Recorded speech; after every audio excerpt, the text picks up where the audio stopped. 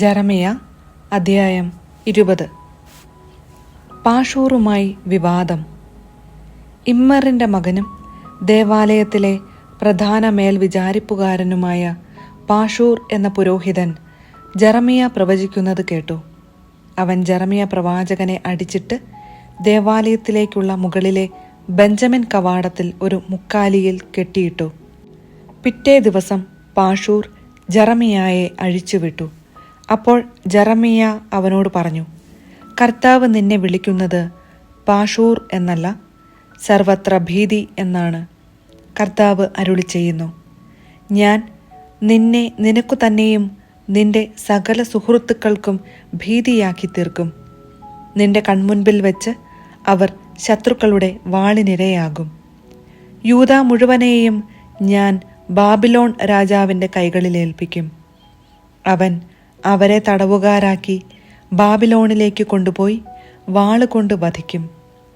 നഗരത്തിലെ സർവ്വസമ്പത്തും ആദായവും വിലപിടിപ്പുള്ള സകല വസ്തുക്കളും യൂദാ രാജാക്കന്മാരുടെ സമസ്ത നിക്ഷേപങ്ങളും അവരുടെ ശത്രുക്കൾക്ക് ഞാൻ കൊടുക്കും. ശത്രുക്കൾ അവ കൊള്ളയടിച്ച് ബാബിലോണിലേക്ക് കൊണ്ടുപോകും. പാഷൂർ, നീയും നിന്റെ കുടുംബവും ബാബിലോണിലേക്ക് നാടുകടത്തപ്പെടും. അവിടെ വച്ച് നീയും നിന്റെ വ്യാജ പ്രവചനം ശ്രവിച്ച നിന്റെ കൂട്ടുകാരെല്ലാവരും മരിച്ചു മണ്ണടിയും. ജെറമിയായുടെ പരാതി. കർത്താവേ, അങ്ങ് എന്നെ വഞ്ചിച്ചിരിക്കുന്നു. ഞാൻ വഞ്ചിതനായി. അങ്ങ് എന്നേക്കാൾ ശക്തനാണ്. അങ്ങ് വിജയിച്ചിരിക്കുന്നു. ദിവസം മുഴുവൻ ഞാൻ പരിഹാസപാത്രമായി. എല്ലാവരും എന്നെ അപഹസിക്കുന്നു. വായ് തുറക്കുമ്പോഴൊക്കെ അക്രമം, നാശം എന്നാണ് ഞാൻ വിളിച്ചു പറയുന്നത്. കർത്താവിൻ്റെ വചനം എനിക്ക് ഇടവിടാത്ത നിന്ദനത്തിനും പരിഹാസത്തിനും ഹേതുവായിരിക്കുന്നു. അവിടുത്തെപ്പറ്റി ഞാൻ ചിന്തിക്കുകയില്ല. അവിടുത്തെ നാമത്തിൽ മേലിൽ സംസാരിക്കുകയില്ല എന്ന് ഞാൻ പറഞ്ഞു. എന്നാൽ ഹൃദയത്തെ ദഹിപ്പിക്കുന്ന അഗ്നി എൻ്റെ അസ്ഥികൾക്കുള്ളിൽ അടച്ചിട്ടിരിക്കുന്നത് പോലെ എനിക്ക് അനുഭവപ്പെട്ടു. അതിനെ അടക്കാൻ ശ്രമിച്ച് ഞാൻ തളർന്നു. എനിക്കു സാധിക്കുന്നില്ല. പലരും അടക്കം പറയുന്നത് ഞാൻ കേൾക്കുന്നു. സർവത്ര ഭീതി. അവനെതിരെ ആരോപണം നടത്തുക. നമുക്ക് അവനെതിരെ കുറ്റാരോപണം നടത്താം. എൻ്റെ കൂട്ടുകാരായിരുന്നവർ ഞാൻ വീഴുന്നത് കാണാൻ കാത്തിരിക്കുകയാണ്. അവന് വഴി തെറ്റിയേക്കാം. അപ്പോൾ നമുക്ക് അവൻ്റെ മേൽ വിജയം നേടാം, പ്രതികാരം നടത്തുകയും ചെയ്യാം. എന്നാൽ വീരയോദ്ധാവിനെപ്പോലെ കർത്താവ് എൻ്റെ പക്ഷത്തുണ്ട്. അതിനാൽ എൻ്റെ പീഡകർക്ക് കാലിടറും. അവർ എൻ്റെ മേൽ വിജയം വരിക്കുകയില്ല. വിജയിക്കാതെ വരുമ്പോൾ അവർ വല്ലാതെ ലജ്ജിക്കും. അവർക്കുണ്ടാകുന്ന നിത്യമായ അവമാനം ഒരിക്കലും വിസ്മരിക്കപ്പെടുകയില്ല. സൈന്യങ്ങളുടെ കർത്താവേ, നീതിമാനെ പരിശോധിക്കുകയും ഹൃദയവും മനസ്സും കാണുകയും ചെയ്യുന്നവനെ, അങ്ങ് അവരോട് പ്രതികാരം ചെയ്യുന്നത് കാണാൻ എന്നെ അനുവദിക്കണമേ. അങ്ങിലാണല്ലോ ഞാൻ ആശ്രയിക്കുന്നത്. കർത്താവിന് കീർത്തനം പാടുവിൻ, അവിടുത്തെ സ്തുതിക്കുവിൻ.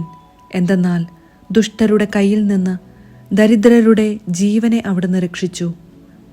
ഞാൻ പിറന്ന ദിവസം ശപിക്കപ്പെട്ടതാകട്ടെ. എൻ്റെ അമ്മ എന്നെ പ്രസവിച്ച ദിവസം അനുഗ്രഹിക്കപ്പെടാതിരിക്കട്ടെ.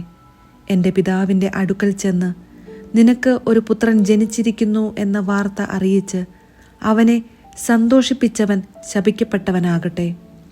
കർത്താവ് നിർദ്ദയം നശിപ്പിച്ച പട്ടണം പോലെയാകട്ടെ അവൻ. രാവിലെ നിലവിളിയും ഉച്ചയ്ക്ക് പോർവിളിയും അവൻ കേൾക്കാനിടവരട്ടെ. എന്തുകൊണ്ട് അവൻ എന്നെ പിറക്കുന്നതിന് മുൻപ് കൊന്നില്ല? എൻ്റെ അമ്മയുടെ ഉദരം എന്നേക്കും എൻ്റെ ശവകുടീരമാകുമായിരുന്നു.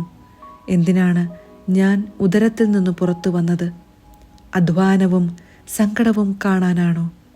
എൻ്റെ ദിനങ്ങൾ അവമാനത്തിൽ കഴിച്ചു കൂട്ടുന്നതിനോ? ജെറമിയ അധ്യായം 21. ജെറുസലേം നശിപ്പിക്കപ്പെടും. സെദക്കിയ രാജാവ് മൽക്കിയായുടെ മകനായ പാഷൂറിനെയും മാസയായുടെ മകനായ പുരോഹിതൻ സെഫനിയായെയും ജെറമിയായുടെ അടുക്കൽ അയച്ചു പറഞ്ഞു, ഞങ്ങൾക്കു വേണ്ടി കർത്താവിനോട് ആരായുക. ബാബിലോൺ രാജാവായ നബുക്കദ്നേസർ ഞങ്ങളോട് യുദ്ധം ചെയ്യുന്നു. കർത്താവ് ഞങ്ങൾക്കു വേണ്ടി അത്ഭുതം പ്രവർത്തിച്ച് അവനെ പിന്തിരിപ്പിച്ചേക്കാം. ജെറമ്യ അവരോട് പറഞ്ഞു, സെദക്കിയായോട് പറയുക, ഇസ്രായേലിൻ്റെ ദൈവമായ കർത്താവ് അരുളി ചെയ്യുന്നു, നിങ്ങളെ ഉപരോധിച്ചുകൊണ്ട് നഗരഭിത്തികൾക്ക് പുറത്തു നിൽക്കുന്ന ബാബിലോൺ രാജാവിനോടും കൽദായ സൈന്യത്തോടും നിങ്ങൾ പൊരുതുകയാണല്ലോ. നിങ്ങൾ വഹിക്കുന്ന ആയുധങ്ങൾ ഞാൻ വാങ്ങി നഗരമധ്യത്തിൽ കൂമ്പാരം കൂട്ടും. ഞാൻ തന്നെ കരുത്തുറ്റ കരം നീട്ടി രോഷത്തോടെ, കോപത്തോടെ, ക്രോധത്തോടെ നിങ്ങളോട് യുദ്ധം ചെയ്യും. ഈ നഗരവാസികളെ ഞാൻ പ്രഹരിക്കും. മനുഷ്യരും മൃഗങ്ങളും മഹാമാരിയാൽ മരിക്കും. അതിനുശേഷം ഞാൻ യൂദാ രാജാവായ സെദക്കിയായെയും ദാസന്മാരെയും പകർച്ചവ്യാധിയിൽ നിന്നും വാളിൽ നിന്നും പട്ടിണിയിൽ നിന്നും രക്ഷപ്പെട്ട നഗരവാസികളെയും ബാബിലോൺ രാജാവായ നബുക്കദ്നേസറിൻ്റെയും അവരുടെ ശത്രുക്കളുടെയും അവരുടെ ജീവനെ തേടുന്നവരുടെയും കൈകളിൽ ഏൽപ്പിച്ചു കൊടുക്കും. അവൻ അവരെ വാളിനിരയാക്കും. ദയയോ ദാക്ഷിണ്യമോ അനുകമ്പയോ കാണിക്കുകയില്ല. കർത്താവ് അരുളി ചെയ്യുന്നു.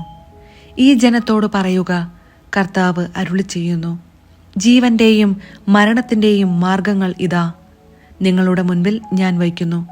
നഗരത്തിൽ തങ്ങുന്നവൻ വാളാലും പട്ടിണിയാലും പകർച്ചവ്യാധിയാലും മരിക്കും.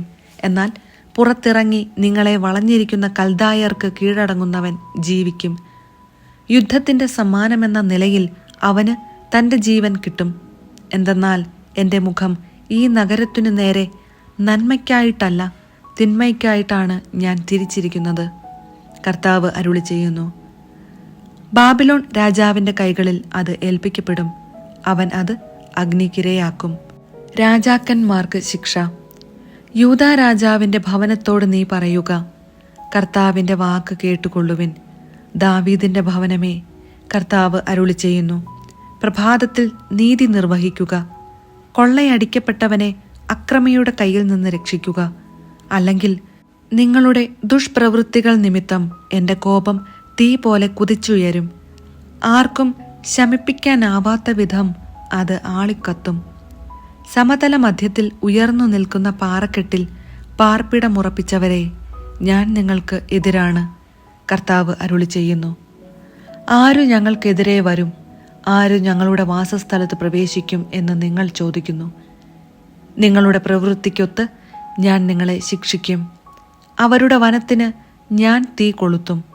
അത് ചുറ്റുമുള്ളതെല്ലാം ദഹിപ്പിച്ചു കളയും. കർത്താവ് അരുളി ചെയ്യുന്നു.